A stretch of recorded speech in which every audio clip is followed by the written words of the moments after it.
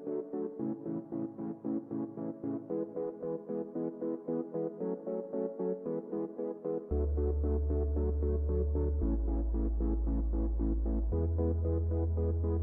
నామమును ఉచ్చరించుట వలన నేను వారిని ఆశీర్వదించెదను. సంఖ్యాకాండము 6 అధ్యాయము 26 వచనము. దేవుని ప్రజలైన ఇశ్రాయేలీలతో దేవుడు మాట్లాడుతున్నాడు.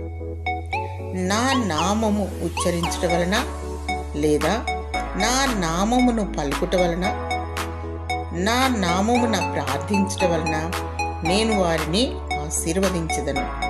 నా నామము అనేది చాలా శ్రేష్టమైనది. పాత నిబంధన కాలంలో యెహోవా అను నామము ఉచ్చరించుట వలన దేవుడు వారిని ఆశీర్వదిస్తాడని దేవుని వాక్యం సెలవిస్తుంది. ఆ నామం ఎంతో శ్రేష్టమైనది. నా నామము ఎంతో ఉన్నతమైనది.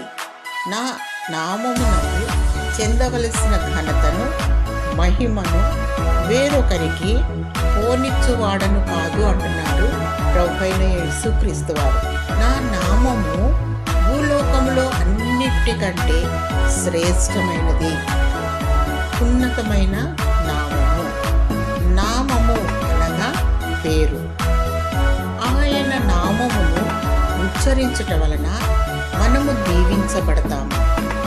ఆయన నామమును బట్టి ప్రార్థించే వారి గుంపులో నీవు ఉండాలని, నీవు బహుగా ఫలించి ఆశీర్వదించబడాలని నిన్ను మెండైన దీవెనలతో దేవుడు నిన్ను ఆశీర్వదించునుగాక. ఆమేన్.